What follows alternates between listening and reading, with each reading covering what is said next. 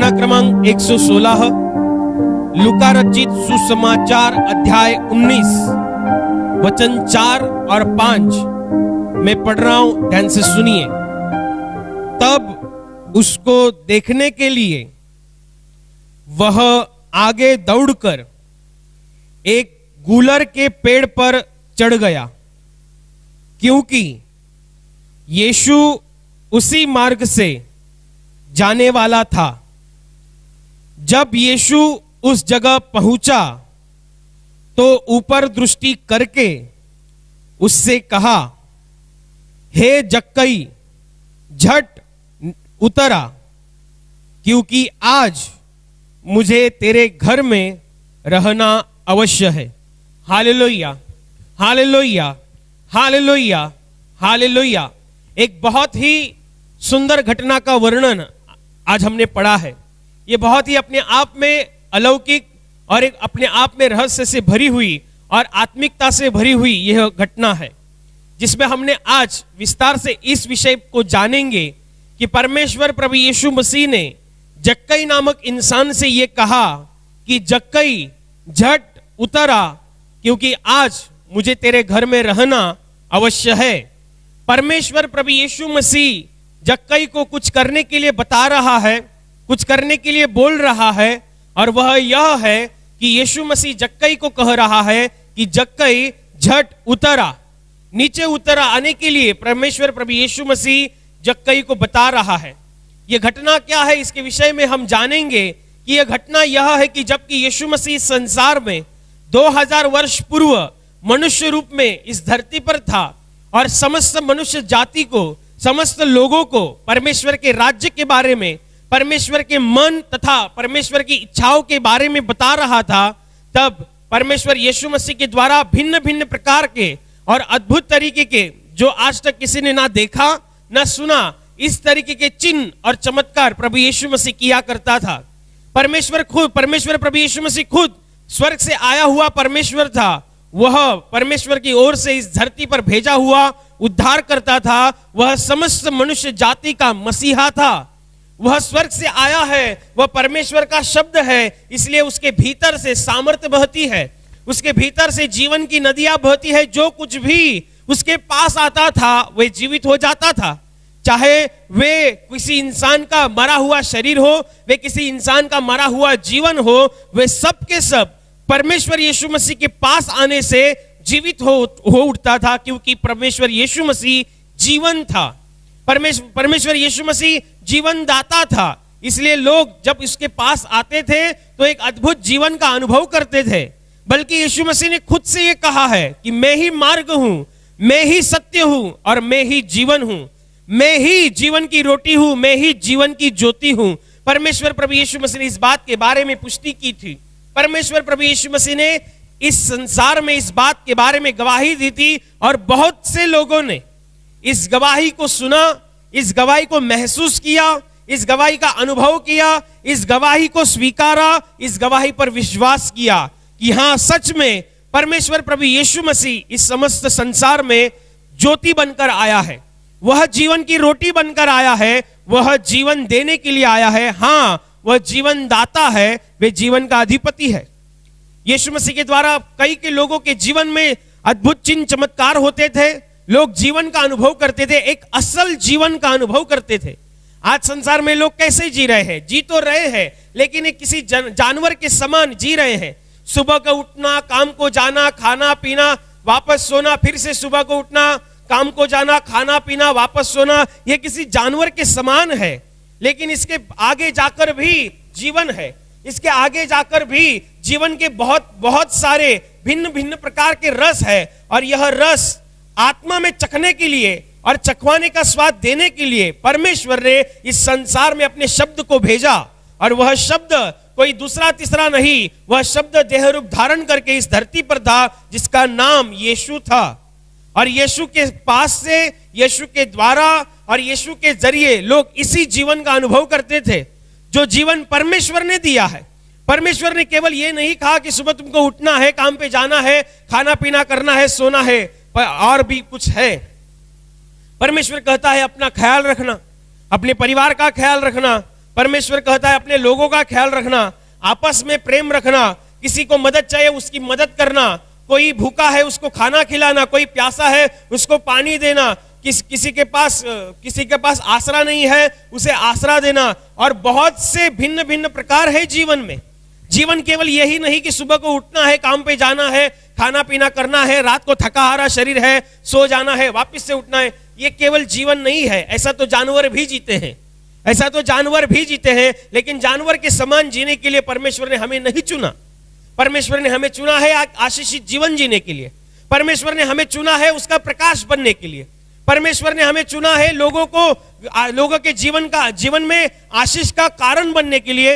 यह परमेश्वर का चुनाव है, यह परमेश्वर के द्वारा दिया हुआ जीवन है।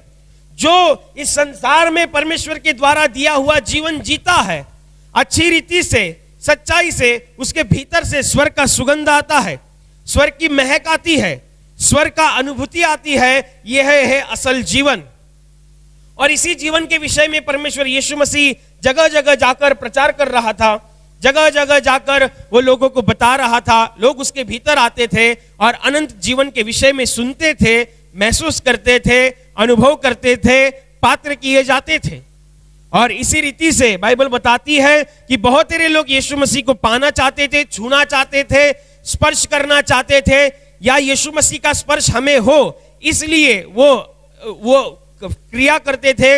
एक दफा ऐसा होता है कि जक्कई नामक इंसान को यीशु मसीह को देखने की लालसा उत्पन्न होती है। यह जक्कई नामक इंसान यीशु मसीह के विषय में जानकर, उसके विषय में गवाहियों को सुनकर, उसके विषय में जो चिन्ह चमत्कार और उसने जो उपदेश दिए हैं, उन उपदेशों को सुनकर उसको यीशु मसीह को देखने की उसको लालसा उत्पन्न होती है। और जब यह लालसा उत्पन्न होती है तो बाइबल बताती है कि जब यह यीशु मसीह इस जक्कई के किसी नगर या किसी प्रांत के भीतर आया है, और यह बात जब जक्कई नामक इंसान को पता चलती है, तो यह जक्कई नामक इंसान यीशु मसीह को देखने के लिए उस जगह जाता है। वो जाता है तो देखता है कि यीशु मसीह मौजूद तो है, लेकिन एक बहुत बड़ी भीड़ यीशु मसीह के आस पड़ोस में इकट्ठा है। वो यीशु मसीह को देखने का प्रयास करता है, फिर भी वो देख नहीं पाता, क्योंकि वह नाटा है। उसकी शरीर, उसकी ऊंचाई बहुत कम है। साधारण लोगों की तुलना में उसका शरीर की कद काठी बहुत ही कम है। और ऐसे नाटे शरीर का इंसान जिसका नाम जक्कई बताया गया है, वह देखता है कि मैं कुछ देख नहीं पाता या मैं कुछ देख नहीं सकता क्योंकि मैं नाटा हूं, लेकिन मुझे देखना है कौन है ये यीशु जिसके पीछे लोग सुनने के लिए जा रहे हैं। कौन है ये यीशु जो बोलता है और लंगड़ा चलने लगता है, जो बोलता है मरा हुआ आदमी जिंदा होता है। कौन है ये यीशु? मुझे देखना है, मुझे देखना है ये दिखता कैसे है, ये चलता कैसे है, ये बोलता कैसे है, ये मुझे सब देखना है। और इसी देखने की एक सच्ची और अच्छी लालसा के प्रति वो आता है। भीड़ के कारण वो देख नहीं पाता, अपने कद काठी के कारण देख नहीं पाता, तो तुरंत वह अंदाजा लगाता है कि यीशु मसीह यदि इस मार्ग से आया है तो अभी वो आगे के मार्ग से जाएगा। तो वह झट से उस मार्ग के किनारे एक गुलर का पेड़ है, उस गुलर के पेड़ पर चढ़ जाता है। क्यों? क्योंकि उसे यीशु मसीह को देखना है, उसे देखना है, केवल देखना है।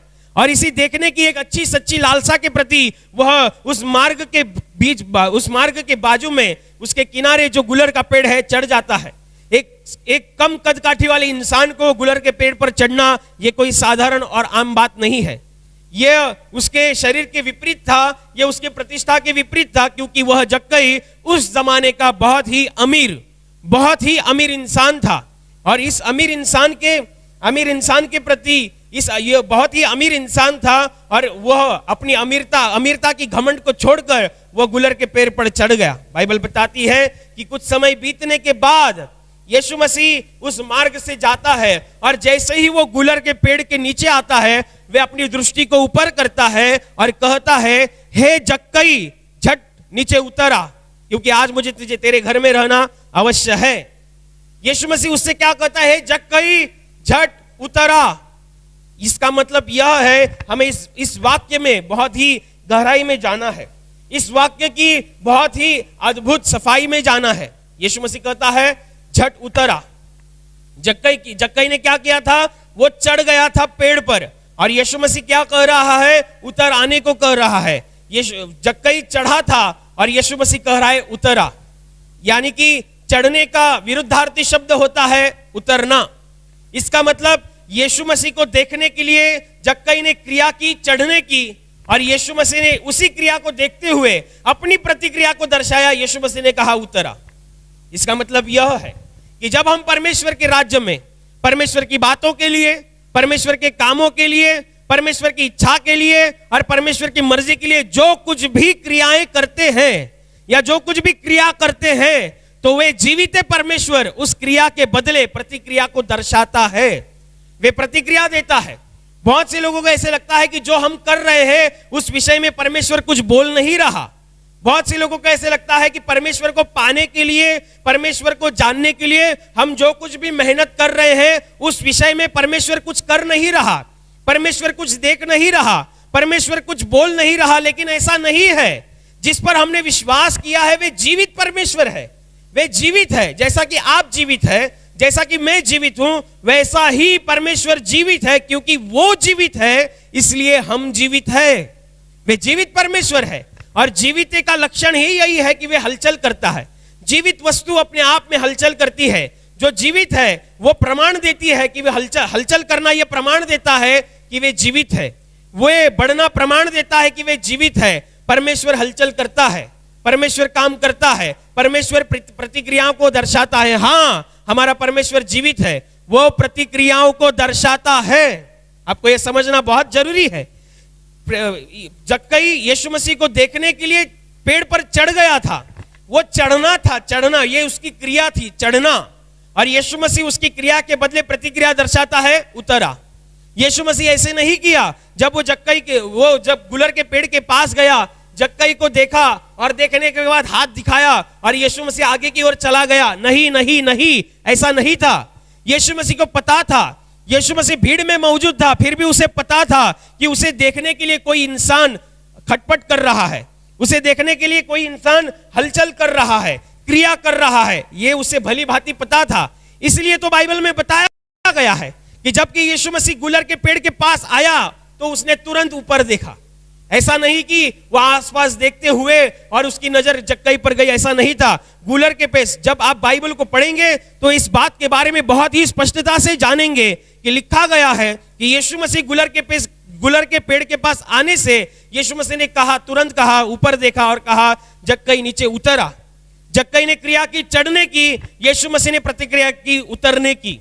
इसका मतलब यह है कि जक्कई ने यीशु मसीह को देखने के लिए चढ़ने की क्रिया की थी, और चढ़ने का विरोधी अर्थ ऐसा है, विरुद्धार्थी शब्द ऐसा है उतरना। और यीशु मसीह ने क्रिया के बदले प्रतिक्रिया दर्शाई कि जक्कई नीचे उतर आ। इसका मतलब यह है कि हम क्रिया करते हैं, परमेश्वर प्रतिक्रिया दिखाता है, क्योंकि वे जीवित है। जीवित इंसान ही प्रतिक्रिया दर्शाता है, जीवित इंसान ही हलचल करता है, जीवित इंसान ही बढ़ने का और बढ़ाने का काम करता है। और परमेश्वर यीशु मसीह जिस पर हमने विश्वास किया है, हाँ, वे जीवित है। वे मरा था क्रूस पर हमारे लिए, लेकिन बाइबल बताती है मरने के तीसरे दिन वो जिंदा हो उठा। वो आज भी जीवित है। हाँ, वो आज भी जीवित है। वे आज भी अपने ऊपर विश्वास रखने वाले के क्रियाओं के प्रति प्रतिक्रियाओं को दर्शाता है। तो आप ये मत समझना कि आप प्रार्थना कर रहे हैं परमेश्वर को पाने के लिए, परमेश्वर के साथ समय बिताने के लिए, और प्रार्थना करने के बाद मुझे कुछ महसूस नहीं हुआ, मुझे कुछ ऐसा लगा नहीं, मुझे कुछ अजीब लगा नहीं। नहीं नहीं, वो प्रतिक्रियाओं को दर्शाएगा। हाँ, वो प्रतिक्रियाओं को दर्शाएगा, क्योंकि बाइबल में यीशु मसीह ने खुद से कहा है, मांगो तो तुम्हें दिया जाएगा। मांगना ये क्रिया है और दिया जाएगा ये प्रतिक्रिया है। परमेश्वर हर वक्त अपने इसी प्रतिक्रिया के स्वभाव को दर्शाता रहता है, हर वक्त दर्शाता रहता है। हर एक विश्वासी के जीवन में परमेश्वर अपने इसी अच्छे प्रतिक्रिया के स्वभाव को दर्शाता रहता है। बाइबल में एक दफा बताया भी गया है, बाइबल में एक दफा समझाया भी गया है कि जब एक विधवा औरत मंदिर में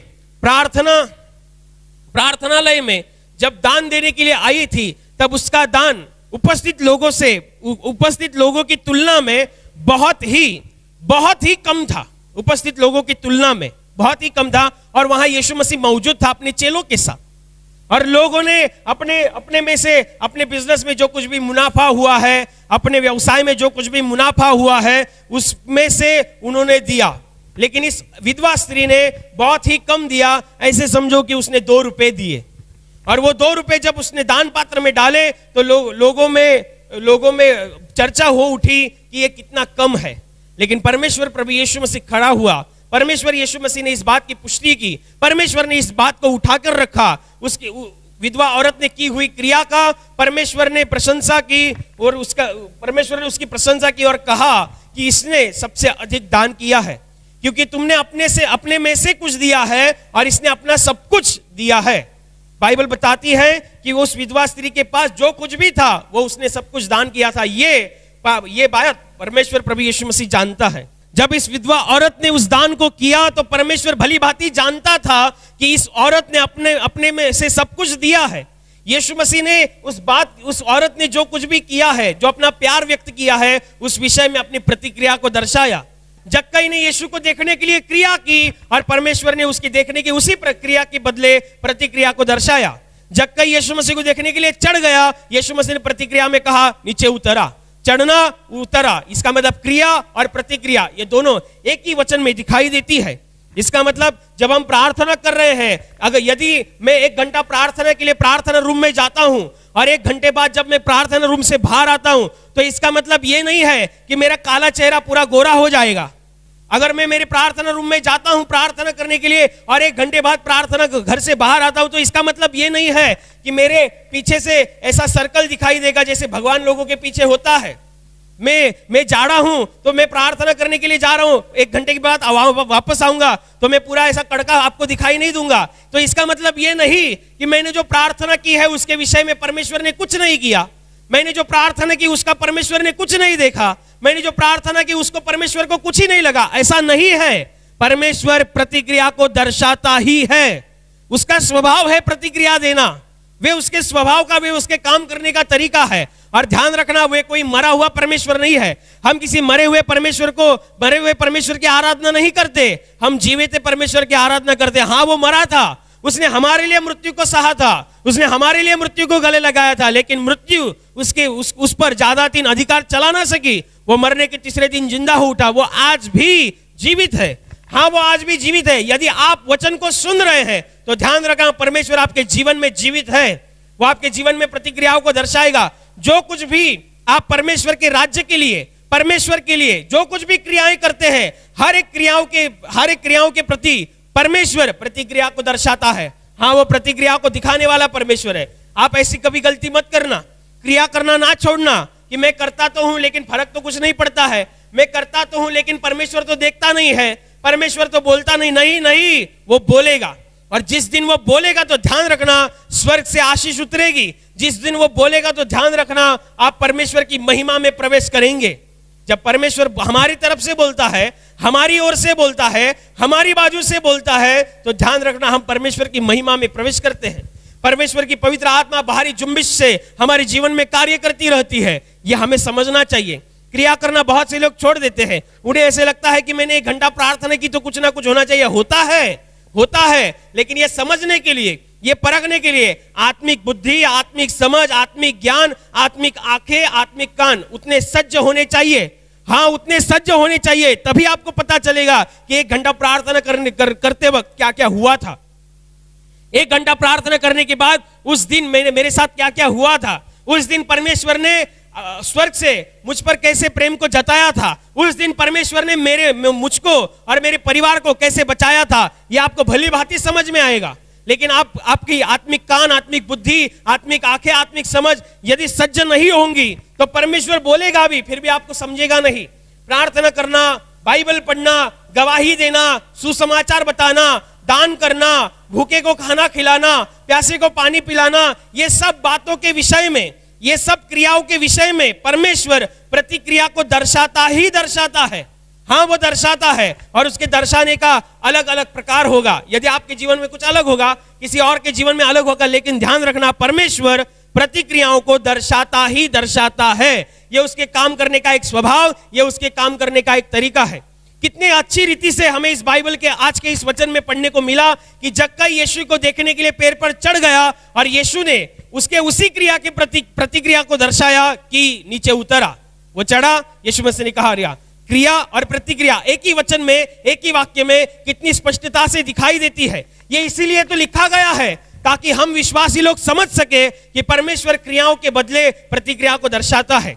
परमेश्वर जब कोई इंसान उसके लिए क्रिया करता है वो प्रतिक्रिया दर्शाता है, वो दर्शाता है। इसलिए हम जो कुछ भी क्रियाएं कर रहे हैं उसके विषय में संदेह ना लेना, उसके विषय में शंका न रखना, उसके विषय में संकोच न करना, क्रियाओं को करते रहना। एक दिन आएगा परमेश्वर बोलेगा, एक दिन आएगा स्वर्ग से प्रतिक्रिया आएगी, एक दिन आएगा पवित्र आत्मा स्वर्ग से परमेश्वर की प्रतिक्रिया को लेकर आएगा। जब वो आएगा तब ध्यान रखना आपका परिवार और आपका पूरा घराना परमेश्वर की महिमा में प्रवेश करता हुआ आपकी आंखों से दिखाई देगा। और इसी रीति से हमको क्रिया करने के लिए हमें परमेश्वर के राज्य से बहुत बड़ी सहायता मिले, इसलिए हम सब मिलकर प्रार्थना करेंगे।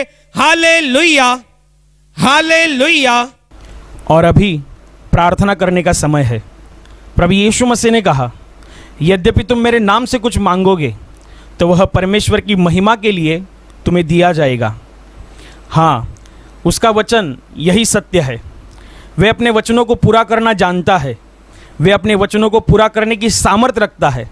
इसलिए हम उसके वचनों पर और सामर्थ के ऊपर विश्वास रखते हुए विश्वास के द्वारा प्रार्थना करेंगे। आपके जिस हिस्से पर बीमारी है उस हिस्से पर हाथ रखिए, और वहाँ हाथ नहीं रख सकते तो अपने सीने पर हाथ रखिए। आपके जीवन में से और शरीर में से हर एक दुख, तकलीफ, बीमारी प्रभु यीशु मसीह के पवित्र नाम इसी क्षण नष्ट हो जाए। आपके जीवन के बंधन और श्राप प्रभु यीशु मसीह ने बहाए हुए पवित्र लहू के द्वारा इसी क्षण टूट जाए। आपके जीवन की समस्या और शैतान का भयावह अंधार प्रभु यीशु मसीह के दिव्य और पवित्र प्रकाश के द्वारा इसी क्षण नष्ट हो जाए। आप पर, आपके परिवार के ऊपर प्रभु यीशु मसीह के महान आशीष आए। आमीन।